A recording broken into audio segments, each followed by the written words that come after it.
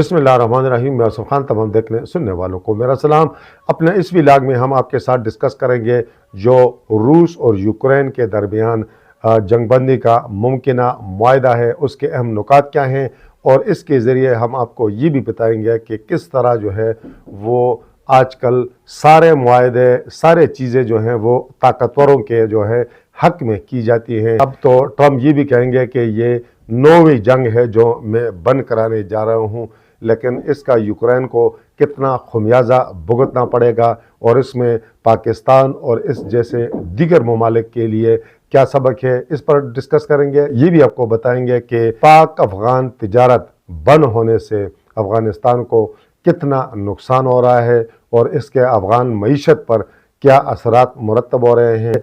शुरू करेंगे हम जो रूस और यूक्रेन के दरमियान जो मुमकिना जंगबंदी है उस हवाले से आपके साथ मालूमात शेयर करेंगे।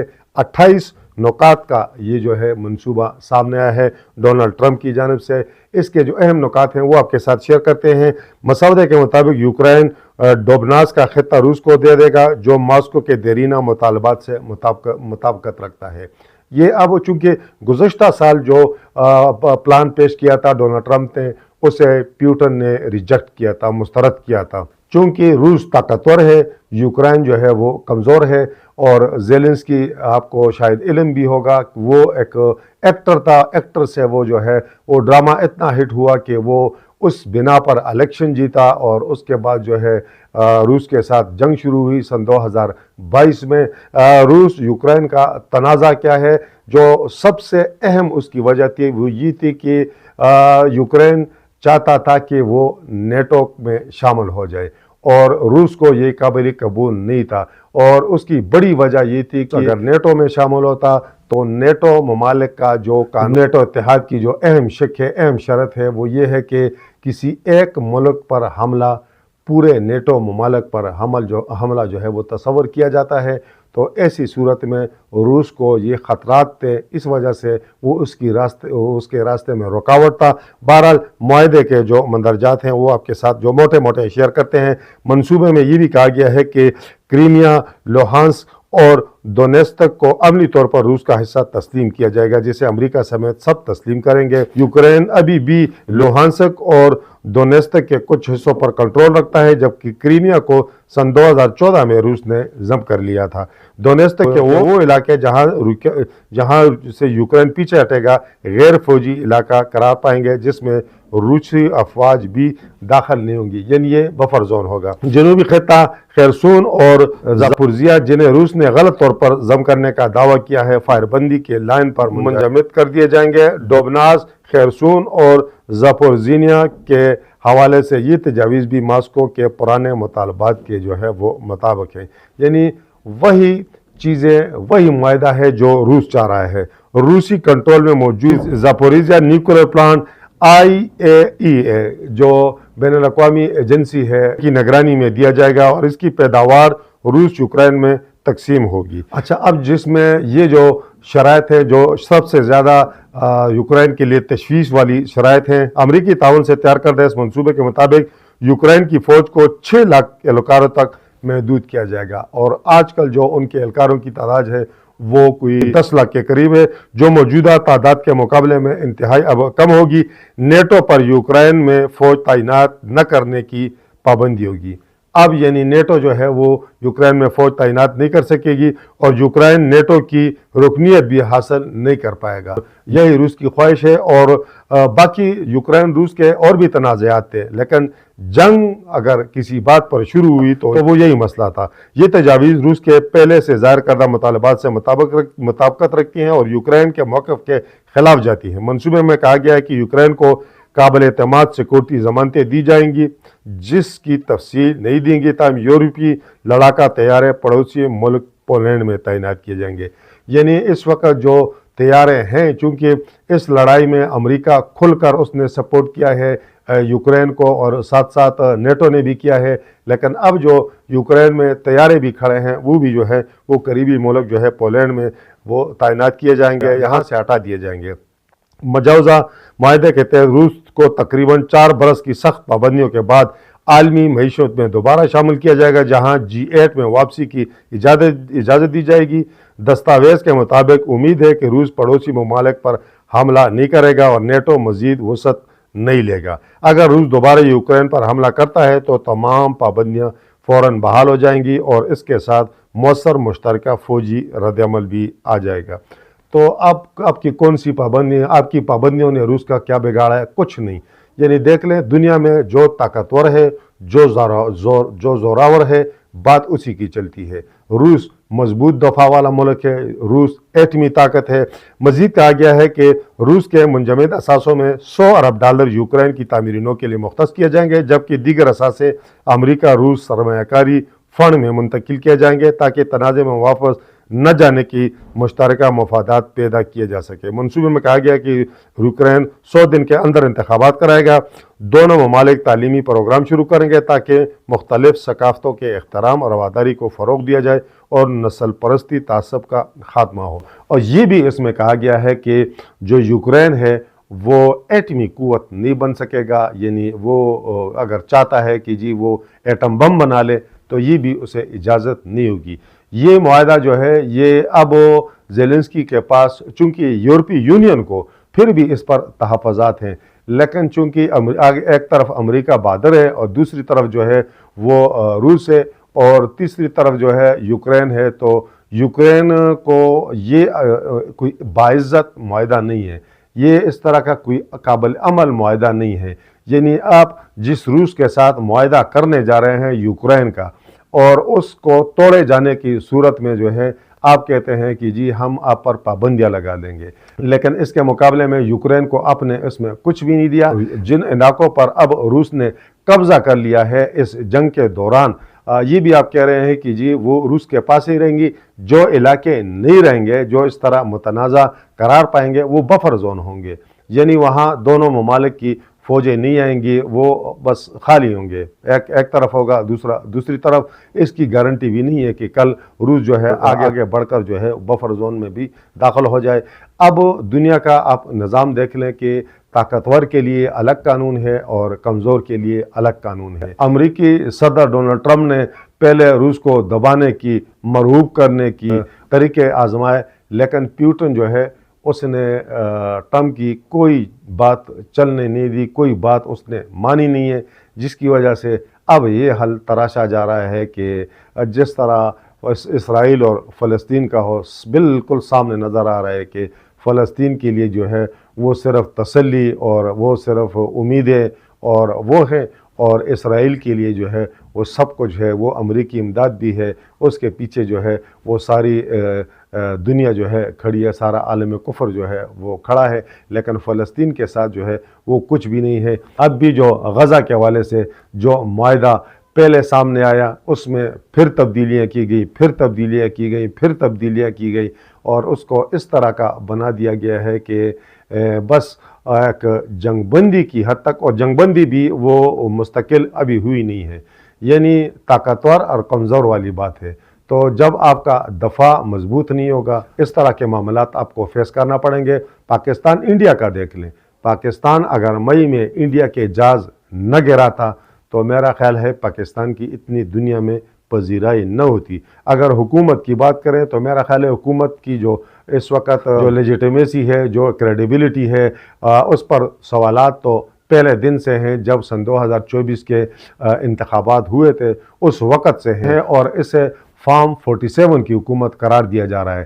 لیکن آپ کا دفاع مضبوط تھا، اور آپ جو ہے چونکہ ایک مضبوط ملک کے خلاف، ایک بڑے ملک کے خلاف، دنیا کی بڑی آبادی والے ملک انڈیا کے خلاف آپ فاتح رہے ہیں جنگ میں، مئی کے جنگ میں، اس لیے جو ہے وہ دنیا آپ کو ہاتھوں ہاتھ لے رہی ہے، دنیا آپ کی بات سن رہی ہے، دنیا جو ہے وہ آپ کی طرف دیکھ رہی ہے۔ کافی عرصہ یہ سنتے آئے ہیں کہ جب بھی کوئی نیا وزیر اعظم، نئے انتخابات ہوتے اور وہ سعودی عرب کے دورے پر جاتا ہے تو وہاں یہ تاثر ہے کہ یہ پھر جو ہے کوئی قرض مانگے گئے، کوئی چیز مانگے گئے، مانگنے کے لیے آ رہے ہیں۔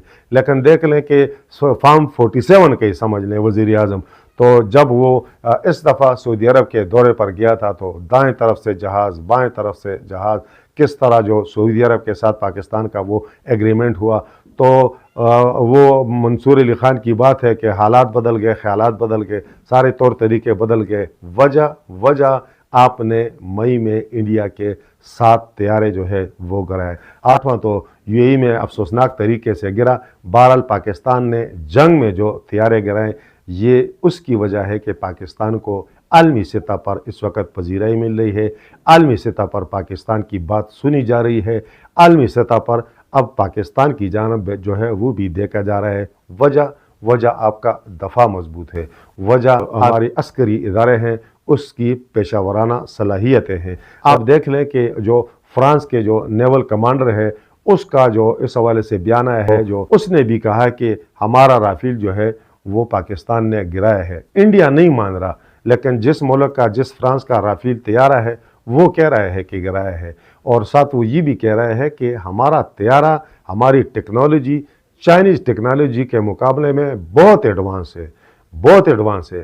مسئلہ کیا ہے کہ انہوں نے کہا کہ پاکستان کے جو پائلٹس ہیں، پاکستان کی جو فضائیہ ہے، پاکستان کی جو فوج ہے، اس کی جو پیشہ ورانہ کارکردگی ہے، اور پاکستانی فضائیہ کے جو پائلٹس ہیں ان کی جو پیشہ ورانہ اپروچ ہے، انڈین پائلٹس کی یا انڈین ایئر فورس جو ہے وہ اس میں اتنی سخت نہیں ہے، جس کی وجہ سے انہوں نے کہا کہ انڈین پائلٹس جو ہے وہ اتنے پروفیشنل نہیں ہیں جتنے پاکستان کے پائلٹس جو ہے ان کے پاس مہارت ہے۔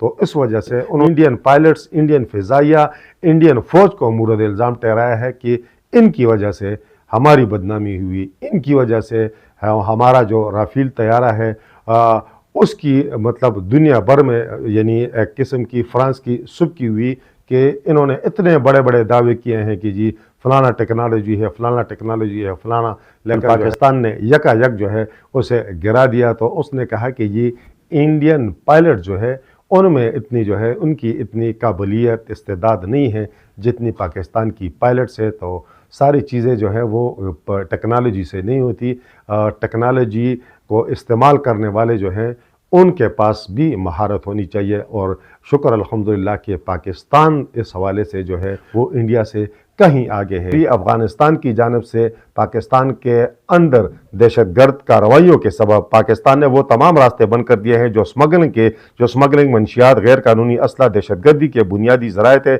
تجارتی بندش کا یہ فیصلہ قومی سلامتی، معاشی بقا اور ریاستی رٹ کے لیے نہایت اہم اور دور رس جو ہے وہ ثابت ہوگا۔ افغانستان تجارتی بندش سے معاشی، سماجی، ریاستی طور پر سب سے زیادہ نقصان میں ہے اس وقت۔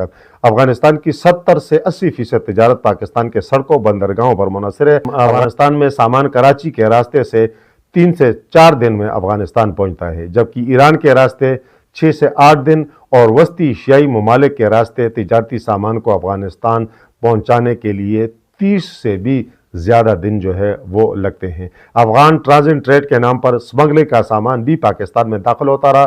حقائق کے مطابق پاکستان کو ہر سال 3.4 کھرب روپے کا نقصان سمگلنگ سے ہوتا تھا۔ افغان ٹرانزٹ سے تقریباً 1 کھرب کا سامان واپس آ جاتا تھا، جو اضافی نقصان کا سبب بنتا تھا۔ تورخم کی بندش سے 1 ماہ میں افغانستان کو $45 ملین کا نقصان ہوا۔ چند ہفتوں میں افغانستان کے لیے تمام سرحدوں کا مجموعی نقصان $200 ملین سے تجاوز کر گیا۔ یہ بھی بتایا جا رہا ہے کہ بارڈر پر 5000 سے زائد ٹرک پھنسے ہیں، جس کے سبب افغان فصلیں، پھل جو پاکستان میں منڈی کے انتظار میں تھے وہ ضائع ہو گئے۔ ایران کے راستے تجارتی لاگت 50 سے 60% بڑھ گئی، اور ہر کنٹینر پر $2500 اضافی کرایہ جو ہے وہ خرچ ہو رہا ہے۔ افغانستان میں ادویات کی ترسیل بھی متاثر ہوئی، کیونکہ افغانستان کی 50% سے زائد ادویات پاکستان کے راستے آتی تھی۔ متبادل راستے سست، مہنگے، غیر محفوظ ہیں۔ افغانستان کی کمزور معیشت یہ بوجھ برداشت نہیں کر سکتی۔ جب سمگلنگ رک گئی تو 2 لاکھ سے زائد خاندان جو سمگلنگ، بیک فلو اور انڈر انوائسنگ سے وابستہ تھے وہ بے روزگار ہو گئے۔ افغانستان سے تجارتی بندش عام پاکستانی کی زندگی پر تقریباً کوئی اثر نہیں ڈالتی۔ افغانستان سے سمگل ہو کر آنے والا سامان بنیادی اشیاء ضروری نہیں بلکہ لگژری سامان تھا۔ پاکستان کے پاس سی پیک، چین کے راستے براہ راست زمینی راستے موجود ہیں۔ تجارتی بندش سے سمگلنگ نیٹ ورک ٹوٹیں گے، اسلحہ و منشیات کی ترسیل جو ہے وہ رکے گی۔ اب افغان طالبان کو فیصلہ کرنا ہوگا کہ وہ دہشت گردوں کو تحفظ دیں گے یا پاکستان سے مل کر तरक्की के सफ़र में जो है वो शामिल होंगे। अब जो उनके वज़ीर तिजारत हैं नूरुद्दीन अजीज़ी, उन्होंने इंडिया के साथ मुआहदा किया है कि जी हम इंडिया से कार्गो, एयर कार्गो के ज़रिए जो है वो तिजारत करेंगे। ये एक महंगा सौदा है, ये मुस्तकिल तौर पर हो ही नहीं सकता, इसकी लागत बहुत ज़्यादा है। दूसरा, इंडिया के जहाज़ आएंगे किधर से, एयर स्पेस किसका इस्तेमाल करेंगे? आप या इस्तेमाल करेंगे पाकिस्तान एयर स्पेस, वो इंडिया को इजाज़त नहीं है। आप चीन के रास्ते जाएंगे, वो भी लंबा है, उसकी भी आपको शायद इजाज़त न मिले। आप अगर ईरान के रास्ते जाते हैं, वो भी बड़ा लंबा सफ़र है और उसकी लागत जो है वो भी ज़्यादा होगी। तो अफ़गानिस्तान पाकिस्तान हमारी सरहद जो है बिल्कुल हम जुड़े हुए हैं, और कराची बंदरगाह से अफ़गानिस्तान तक सामान की तरसील जो है वो 3 दिन और 4 दिन, ये तो इतनी बड़ी बात ही नहीं है। लेकिन जब से अफ़गानिस्तान से पाकिस्तान के अंदर दहशतगर्दी शुरू हुई है और इसके पीछे इंडिया जो है वो उन्हें फाइनेंस भी कर रहा है, सपोर्ट भी कर रहा है, और पाकिस्तान ने अफ़गानिस्तान को बाकायदा इसके सबूत भी दिए हैं, लेकिन चूंकि वो उसके वो मानने के लिए तैयार नहीं है। वो कहते हैं कि जी ये कर दें, वो कर दें, इधर से उधर छलांगे लगाते हैं, जिस तरह मोदी छलांगे लगाता है कि जी ये हो गया, वो हो गया, फलाना हो गया, धमकाना हो गया, अपनी झूठ को सच साबित करते हैं। तो ऐसे हालात में जब पाकिस्तान के अंदर जहाँ से दहशतगर्दी हो रही हो वहाँ आप उनके साथ तिजारत करेंगे, तो हुकूमत ने, पाकिस्तान ने ये जो सख्त स्टैंड लिया है, यकीनन अफ़गान हुकूमत के लिए भी इसमें सबक है कि वो अपने पाँव पर खड़े होकर जो है वो अपने मुल्क की तरक्की चाहते हैं, अमन चाहते हैं, इस्तेहकाम चाहते हैं, या इंडिया का अलाकार बनने में ही वो इजी फील करते हैं। अब सारा इख्तियार जो है उनके पास है। लेकिन ये आप देख लें कि तिजारत के रास्ते अगर पाकिस्तान से अफ़गानिस्तान में तिजारत नहीं होगी, ट्रांजिट ट्रेड जो है पाकिस्तान के रास्ते नहीं होगी, तो अफ़गान मईशत को सर्वाइव करना खासा जो है वो मुश्किल होगा, और आने वाले दिनों में आप देख सकेंगे इसके मनफी असरात जो है वो अफ़गानिस्तान की मईशत पर पड़ेंगे, और अफ़गानिस्तान के अंदर से फिर आवाज़ें उठेंगी, और जब मुल्क के अंदर माशी मसाइल जो है वो बढ़ेंगे तो यकीनन इसके नतीजे में लोग उठेंगे। अब देखते हैं कि आने वाले दिनों में इसके क्या असरात जो है वो पड़ते हैं। मामलात जो है वो बेहतरी की जानब, पाक अफ़गान ताल्लुकात में बेहतरी की जानब, दहशतगर्दी के सद्देबाब की जानब बढ़ते हैं या जूं के तू रहते हैं। इस वक्त तक के लिए इतना ही। अल्लाह हाफ़िज़।